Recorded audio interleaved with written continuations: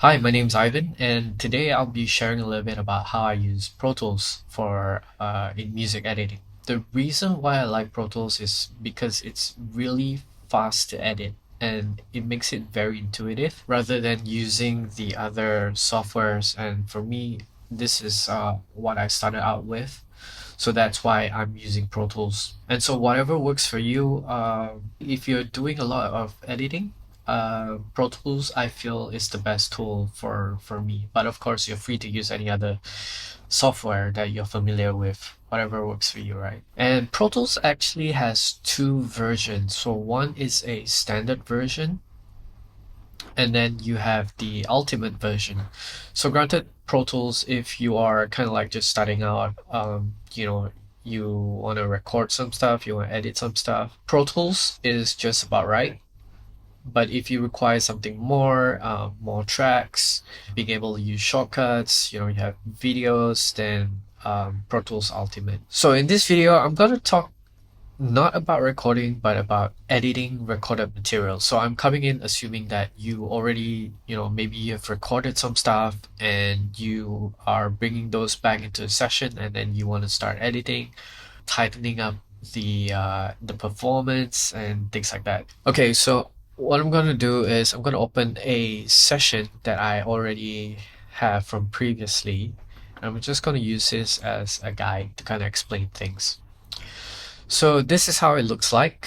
In Pro Tools, you actually have two views if you want to.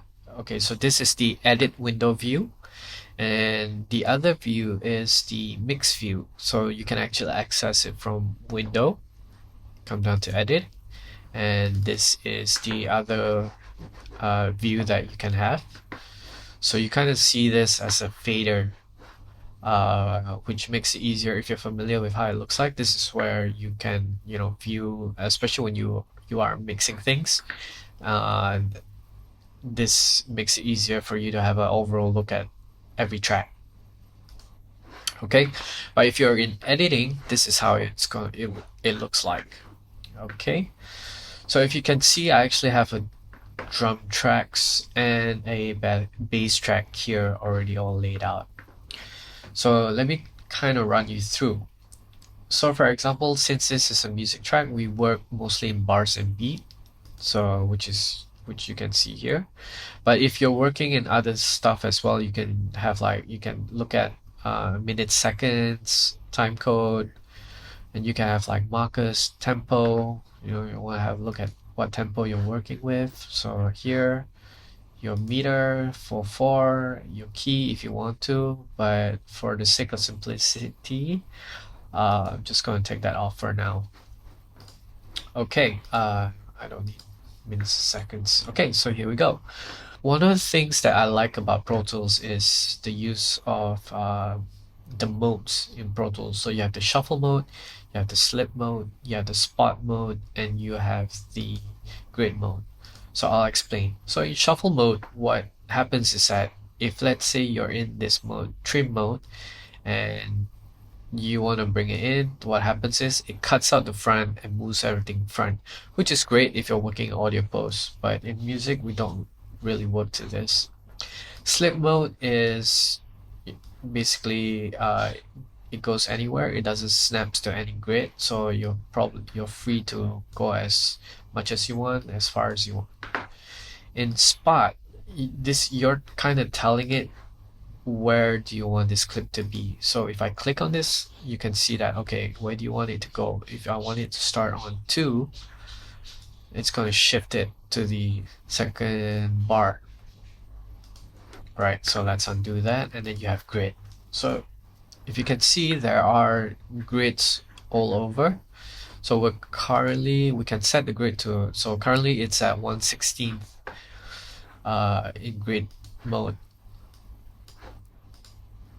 And you can set it to, you want to have it in half, quarter note, 1/8, but we'll maintain it here for now. And you can see that if I click anywhere in this, it will go to the closest grid that it can go. So I can't go anywhere less than that. Okay. Let's go back. Slip. The other thing is the smart tool. So you have trim, you have selector, and you have the grabber tool. So if let's say I'm only using one, so you can see that the cursor just becomes a trim tool. So you can use it to kind of like trim wherever you want. And if it's a selector tool, you can see that you can select it anywhere, and then the grabber, I can move it around. But the smart tool is when all three combine. So if you move it anywhere like in the middle, it becomes a selector tool. If you're closer to the edges, it becomes a trim tool. So you can trim the front, you can trim the back as well. And you can, if you go below the clip, it becomes a grabber tool and you can grab it anywhere else. So that's how, it makes it really fast when you're editing and stuff. So okay, so if you can see here as well, I've got my markers all set up as well. So we have the intro, we have the verse A, verse 1B. So these are helpful in giving you a overall look at, especially when you're zooming out and you can see like, okay, here's the verse, here's the chorus, just to make it easier for you. All right, so today I'm just going to show a little bit of capabilities from Pro Tools. Like, for example, I have a drum track here, and it's not to say like the tightest drum track that you can see. Is you can see like on the grid, it kind of like falls off a bit. It's too early here, so we're gonna tighten things up here.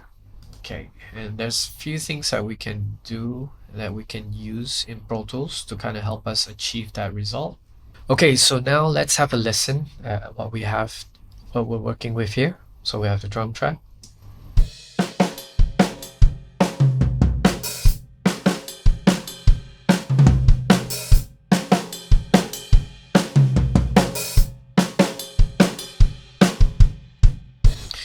Yeah, so basically that's the drum track.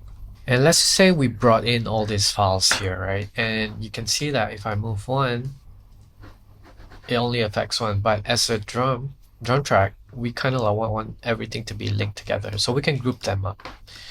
So what we can do is we kind of select all the drum tracks that we want, and we hit Command G, and you can see that we are creating a group here. So we can call it drums, and kind of make sure that all the tracks are here, and then just click OK. So now what happens is all of these tracks are now grouped under one group called drums.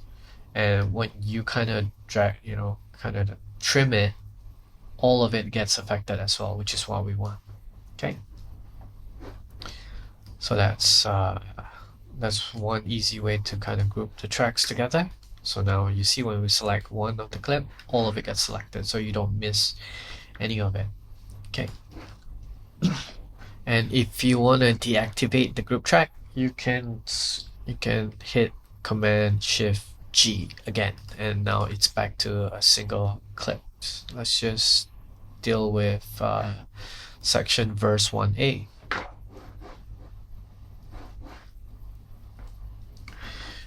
Okay, so now we can see that with the grid, we're in 1/16 node.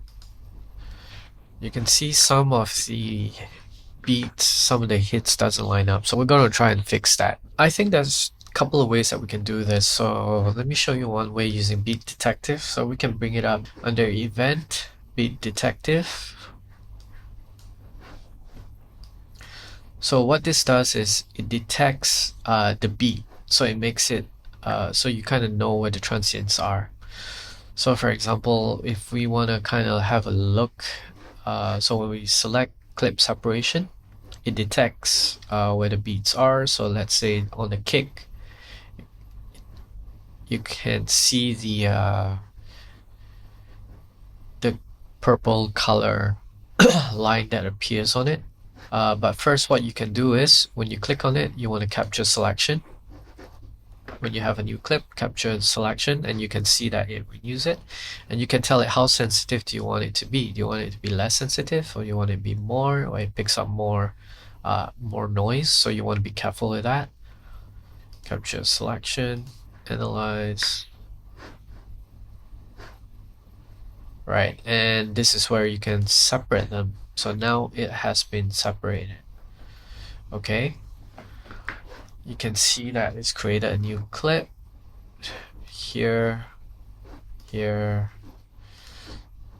So basically it turns it into individual clips. So now what happens is, because you want to kind of like snap it into place for a tighter performance, now you go to clip conform, and then depending on strength, you want to be 100%, which means that it's going to be very strict with having it right on the dot, or you want to give it a little bit more leeway, maybe about 90% or 80%, and click conform, and you will see the clips kind of snap into place. So now if we zoom in, we can see that it snaps right onto the beat itself. So let's have a listen to the kick here.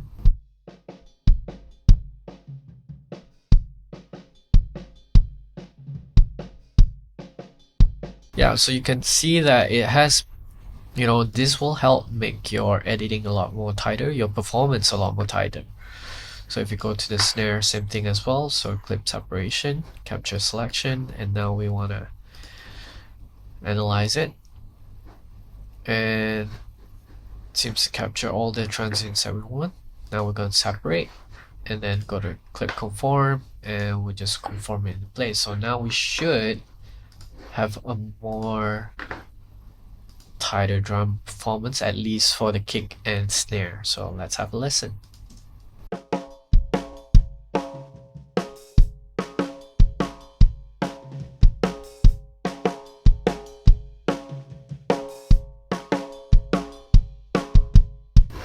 Yeah, I think this is pretty spot on. You want to do the same thing here. I mean, ideally what you want to do is you want to be able to kind of group things up, but I should be grouping the snare top and snare bottom, but that's okay for now. Let's try this again. Separate them, and then conform. There you go. So now we should have.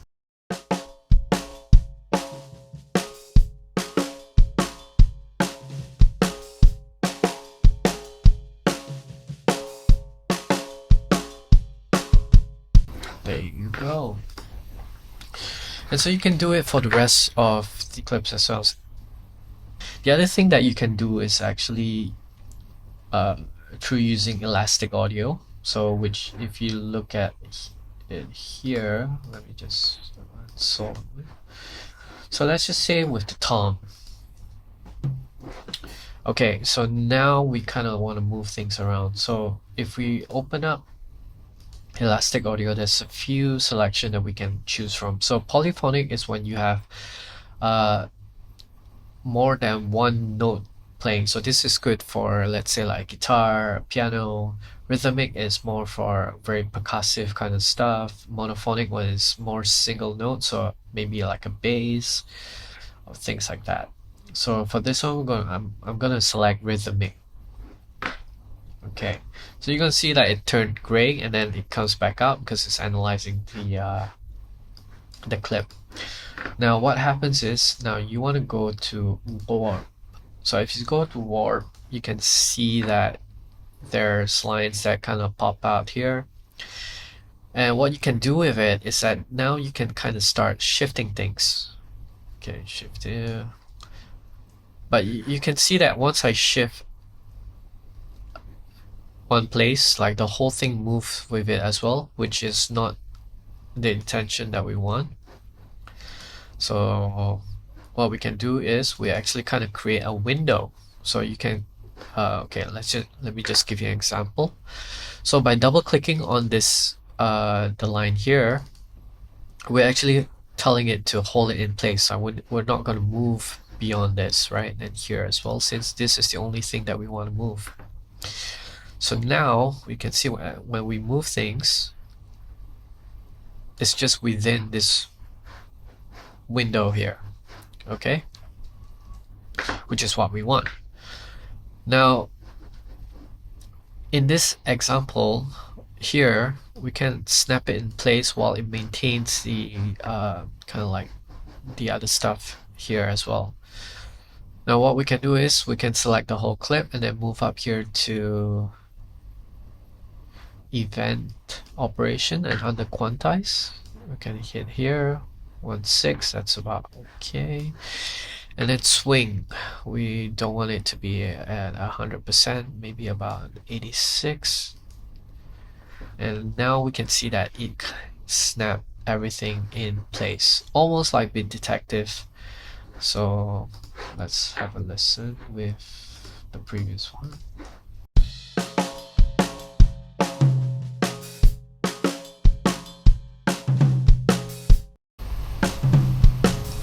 Yeah, so I mean, there's still changes that sometimes you might have to go into and kind of like line things up, but generally it gets the bulk of the work done. So if you're happy with it, you can just move it out of this into waveform and it goes back to normal. So there you go.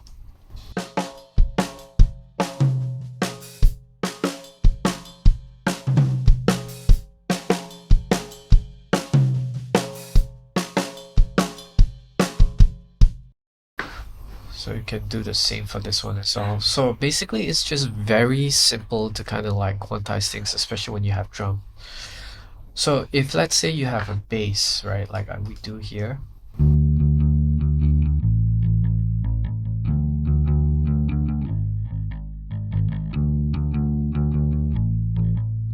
So what we can do here is kind of shift it into monophonic. Give it a while, and when it comes back online,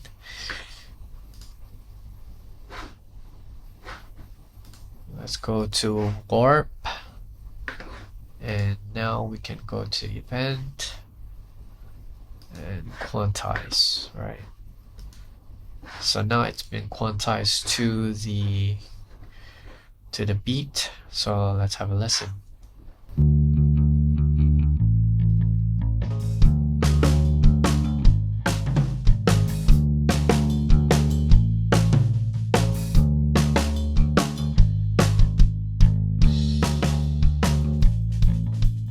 Way more tighter in terms of performance. That helps, but if you know you want to make it looser as well, just play around with the strength. You know, it doesn't have to be 100% to make it more human-like. Maybe about 80 to 90 possibly, and then have a listen.